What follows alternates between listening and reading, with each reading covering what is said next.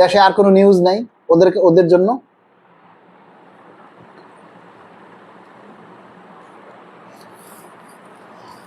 আমরা সারা বাংলাদেশ থেকে আমাদের কেন্দ্রীয় কমিটিতে আমরা প্রতিনিধি দিতে চাই। আমরা সারা বাংলাদেশ থেকে, সোহেল ভাই লাইভে যুক্ত হন ভাই, আমি কথা বলতে পারতেছি না,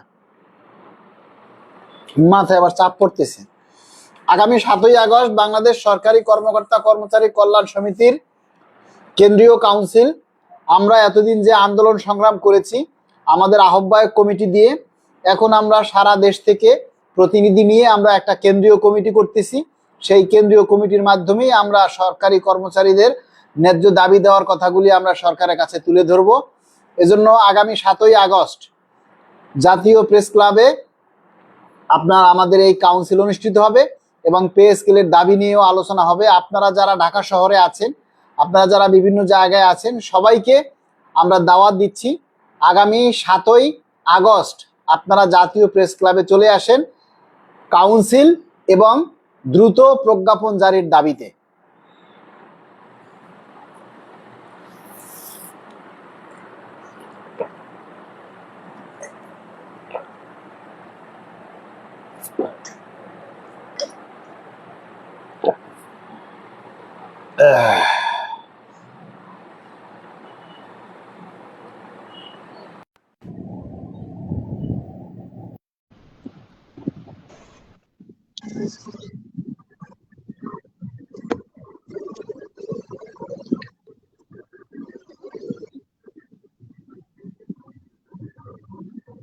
আসসালামু আলাইকুম।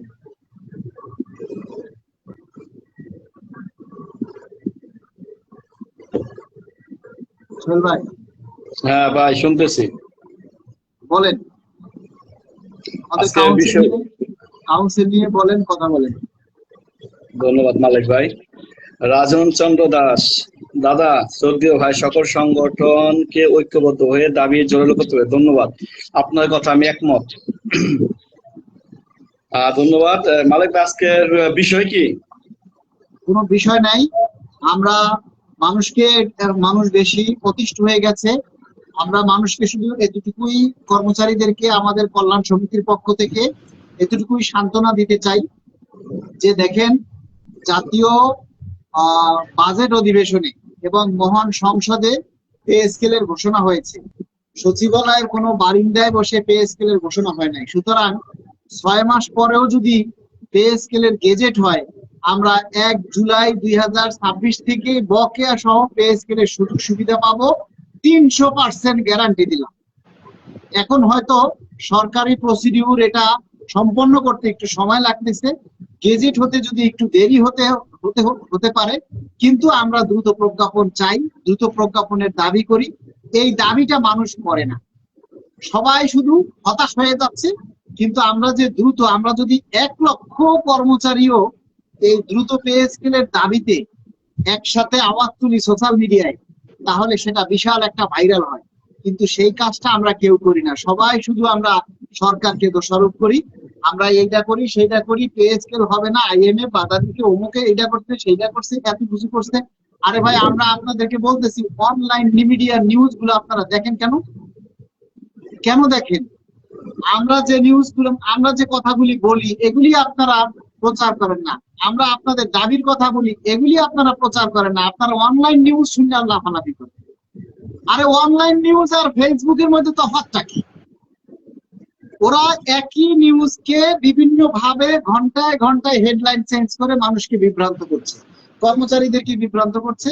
আর আপনারা সেইগুলোতে লাইক কমেন্ট শেয়ার করতেছেন, যার কারণে ওরা মজা পাইতেছে, ওদের ইনকাম হইতেছে। আপনারা লাইক কমেন্ট শেয়ার বন্ধ করে দেন, দেখবেন যে ওরা নিউজ কমাই দিচ্ছে। আর একটা জিনিস হচ্ছে, আমরা আমাদের কাউন্সিল আগামী 7ই আগস্ট কেন্দ্রীয় জাতীয় শহীদ মিনারে আমরা করতেছি। আমরা প্রতিটা জেলা থেকে প্রতিনিধি চাই, তরুণ নেতৃত্ব চাই, যারা নিঃস্বার্থভাবে সরকারি কর্মচারীদের জন্য কাজ করবে, এরকম প্রতিনিধি আমরা নিতে আগ্রহী। এবং আগামী 7ই আগস্ট সবাই এই কাউন্সিল সফল করার জন্য এবং দ্রুত প্রজ্ঞাপন জারির দাবিতে আপনারা সবাই জাতীয় প্রেস ক্লাবে উপস্থিত হবেন আগামী 7ই আগস্ট শুক্রবার সকাল 9 ঘটিকা। এটাই। আচ্ছা ঠিক আছে, ধন্যবাদ। আচ্ছা ঠিক আছে, তো মালিক ভাই ধন্যবাদ। আহ, যারা অডিয়েন্স আছেন, ধন্যবাদ আমার সাথে যুক্ত হওয়ার জন্য। আমি এই মাসে অনেকগুলো কমেন্ট করলাম। কমেন্ট গুলো আমার কিছু ঘটনা হতাশাজনক মনে হয়েছে। আর দ্বিতীয় কথা, আমার প্রথম কথা, আমাদের গন্তব্য হলো গেজেট পর্যন্ত। এখন পে স্কেলটা এমন একটা ইস্যু হয়ে দাঁড়াইছে, আমার মনে হয় যে অনলাইন যারা নিউজ করে তাদের রুজি রোজগারের বিষয়, যেমন এটা সকালে আমি এক নিউজ দেখি, বিকেলে এক নিউজ দেখি, এটা আসলে হতাশা। যে অডিয়েন্সে বললে হবে না, চাকরি ভাইদের বললে হবে না, মাঝে মাঝে আমি এদের দিকে হতাশ হয়ে যাই। তো যাই হোক, প্রিয় চাকরি ভাইরা, আমরা অলরেডি সরকারকে একটা আলটিমেটাম দিছি যেন আগস্টে আমাদের গেজেট করে, তাহলে আমরা আমাদের কর্মসূচি দিব ইনশাল্লাহ। তবে পে স্কেল হবে, এটা 1 মাস 2 মাস দেরি হোক, হবে। আমার প্রশ্ন, যারা আপনারা আমাদের গালাগালি দিয়ে আমি এখনো দেখতেছি, অনেকে দালাল দুলাল বলতেছেন আমাদের, আচ্ছা সমস্যা নাই, আপনি কি করছেন পে স্কেলের জন্য, পে স্কেল গেজেটের জন্য? আপনি করছেন কি? ঘরে বসে আঙ্গুল চুষছেন?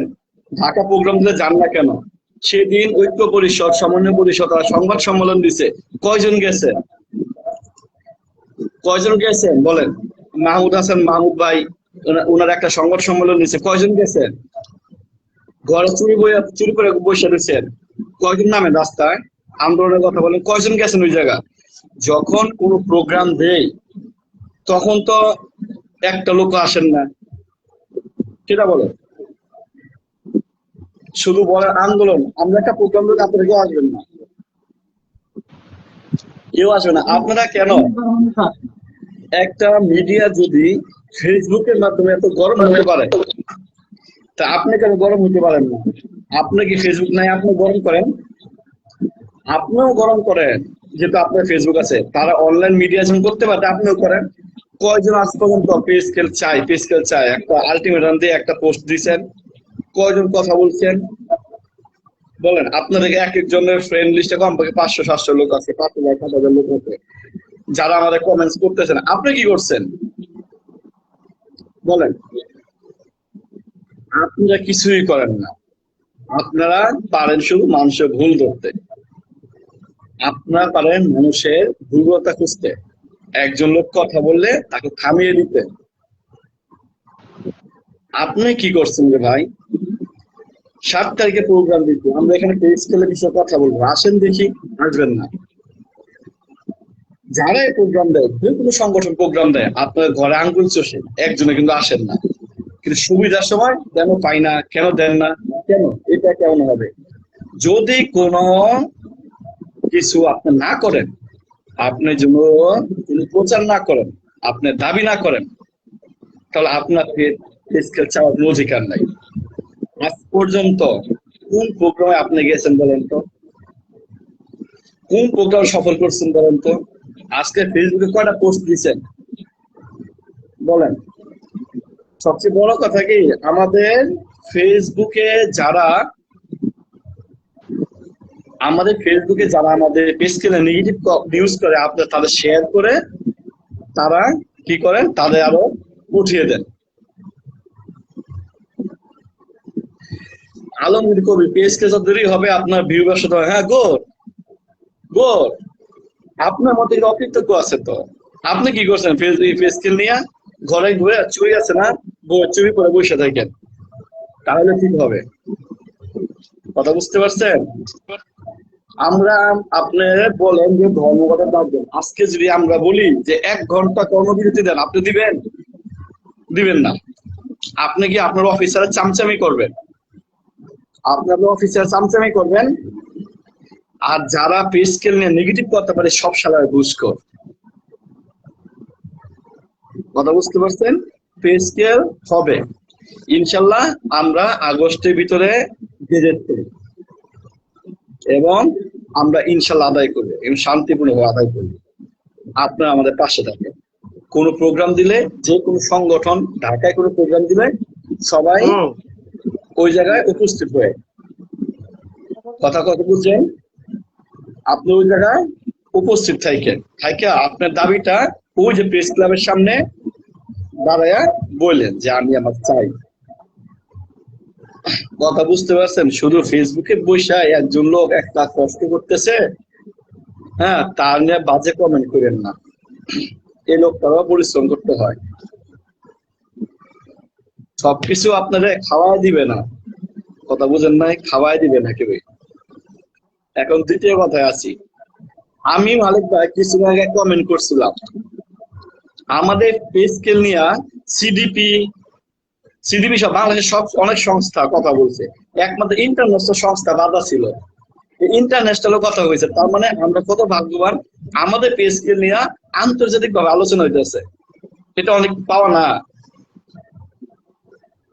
হ্যাঁ, আরে ভাই, ভারতের মতো একটা দেশে এত টাকা বেতন বাড়াইছে, তখন IMF কোনো কিছু বলে নাই, জাতিসংঘ কিছু বলে নাই, এটা বলে আমাদের উন্নয়নশীল একটা দেশ, কতটুকু দেশ, এই দেশে একটা পে স্কেল দিবে, এত বাধা, একটা পর একটা বাধা দিতেছে। আসলে বুঝি না কোনো বিষয়। আপনার ঋণ দেওয়ার কথা, আপনি ঋণ দিবেন, আপনার কি দরকার অভ্যন্তরীণ বিষয়ে কথা বলেন? আজকে বেসরকারি একটা ব্যাংকের কর্মকর্তা বেতন পায় 35 লাখ 37 লাখ টাকা, ওদের নিম্নে 20-30 হাজার 40 হাজার টাকা নিচে বেতন নাই। আমার কর্মচারী, সবচেয়ে দুঃখের বিষয় কি মালিক ভাই,